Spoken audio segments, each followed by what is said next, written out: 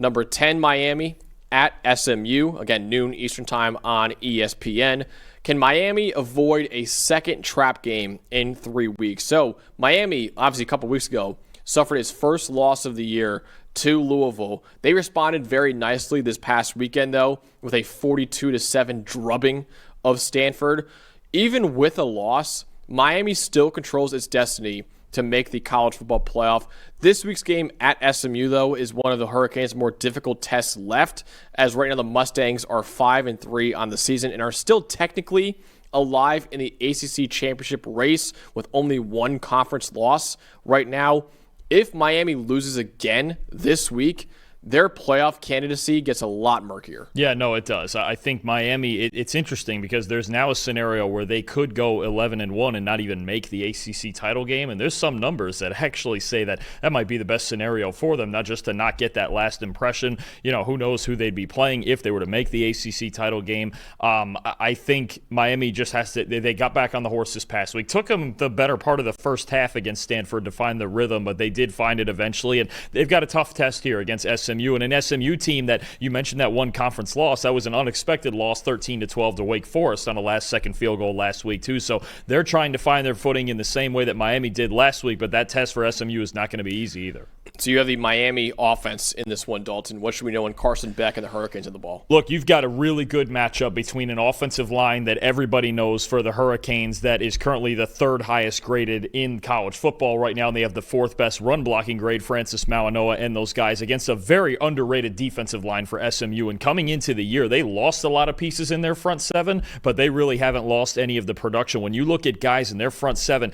Cameron Robertson, Ja'Kai Lang, both with run defense grades over 90. You talk about a guy like Isaiah Smith, who's their best pass rusher, Terry Webb, Jeffrey Emba on the inside. They've just got everything you could want on a defensive line, and they're just as deep as they were last year. I think the big thing for me especially is the run defense. Miami still wants to be physical and run the ball with Mark Fletcher, with Shamar Brown down right between the tackles, but this SMU defensive line, they have the highest run defense grade of any defensive line in the country, and something Rhett Lashley really prides himself on with this front seven is stopping the run. He controls the pace of the game on offense with fast tempo and vertical passing, but he controls the pace of the game on defense with this defensive line, with this run defense. I do wonder if SMU wins that battle in there with their run defense and Miami's not able to create those explosive runs.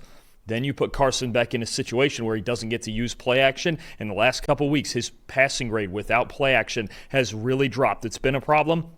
Miami's going to want to get behind this offensive line and run the football. SMU poses a really tough challenge for that. Yeah, I have the SMU offense in this one. I have a very similar matchup. Is can SMU continue to protect Kevin Jennings at an elite level against an elite Miami defensive line? The Mustangs right now have been one of the best teams in college football at protecting the quarterback this year. Their 85.6 pass blocking grade is second in the nation to only Oregon among all teams right now. 4 of 5 starters on the offensive line for SMU have at least an 80 pass blocking grade this year. So it's an elite offensive line at protecting Kevin Jennings. Logan Parr, their left guard, is 4th among all guards in the country with a 91.2 pass blocking grade this year. But obviously, that front five will be tested more than ever before this week against Miami's defensive line, one of, if not the best defensive line that we have in college football. 91.2 pass rush grade for Miami this year, second to only Louisville in the country. 42.6% pressure rate is 6th in America. Ruben Bain Jr. and Akeem Mesidor are 2 of the 15 highest graded edge rushers in the country, and Ruben Bain Jr. has a 94.7 PFF grade right now, which leads all players in the country regardless of position. It is worth noting, too, that SMU is coming off a season-low 48.8 pass blocking grade to Wake Forest in their loss this past weekend.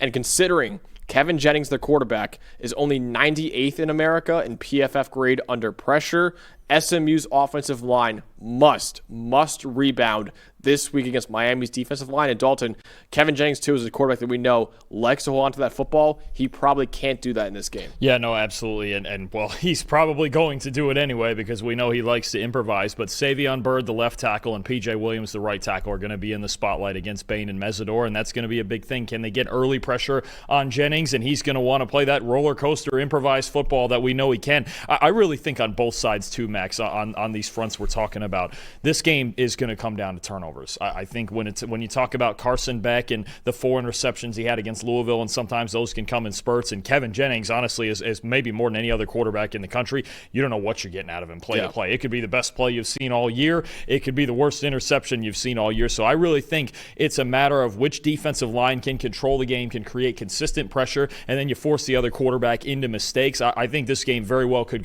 come down to the turnover battle. So Dalton, will Miami avoid its second trap game in 3 weeks, or will SMU deliver a massive upset? I think you've got to. This is one of several. I mean, all of these ACC games we have today, you've got road favorites, I think, going into tougher than expected tests. And I know SMU is coming off a loss, but they're still a darn good football team. I think, especially with a really good front seven. I think this is going to be a tough game. I have Miami winning 27-21, but do not be shocked if the defenses actually control the pace of this game, as opposed to all the big names: Carson Beck, Mark Fletcher, Malachi Toney. On the other side, you've got Kevin Jennings, R.J. Maryland. I think you're looking at a game that, to me, it really does come down to who's going to make mistakes in the big moments with these two quarterbacks. Carson Beck, especially without play action, his passing grade without play action is down to about a 63.